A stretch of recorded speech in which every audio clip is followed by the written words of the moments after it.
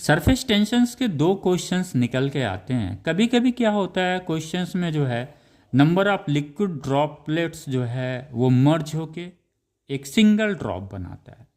दूसरा जो सवाल निकल के आता है कि ये सिंगल ड्रॉप जो है लिक्विड्स का वो स्प्लिट करके लिक्विड ड्रॉपलेट्स बनाता है।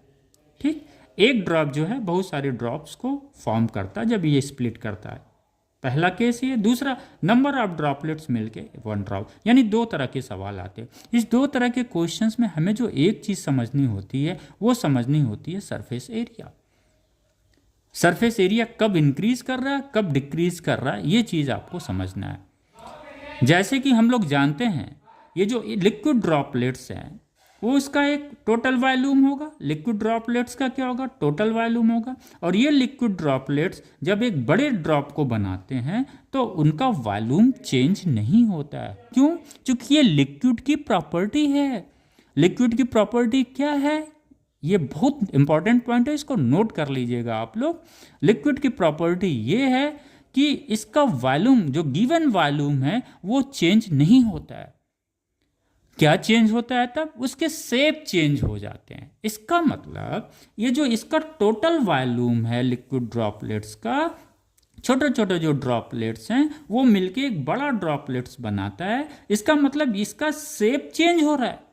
ये जो ड्रॉपलेट्स हैं, छोटे जो ड्रॉप्स हैं, वो मिलके क्या बना रहे हैं, बड़ा ड्रॉप बना रहा है। यानी शेप तो चेंज हो रहा है लेकिन क्या नहीं चेंज होगा, वॉल्यूम नहीं चेंज होगा।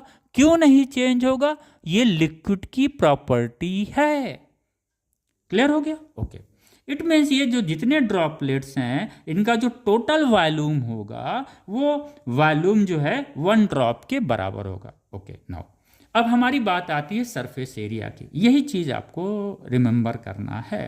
लेकिन सब जब हम सरफेस एरिया की बात करते हैं तो ये जो ड्रॉपलेट्स हैं उनका सरफेस एरिया जो है उस वन ड्रॉप के सरफेस एरिया से क्या होता है, बड़ा होता है। यानी जब ये ड्रॉपलेट्स वन ड्रॉप में बदलते हैं तो क्या होता है, एरिया, सरफेस एरिया क्या करती है, डिक्रीज करती है। सरफेस एरिया डिक्रीज करने का मतलब ये हुआ कि जो फोर्स ऑफ सरफेस टेंशन है वो वर्क कर रहा है। यानी हम कह सकते हैं कि यहां पे सिस्टम वर्क कर रहा है।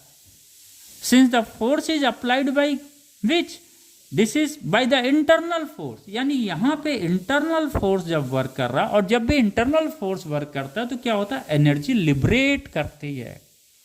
और जब एक्सटर्नल फोर्स वर्क करेगा तो एनर्जी एब्सॉर्ब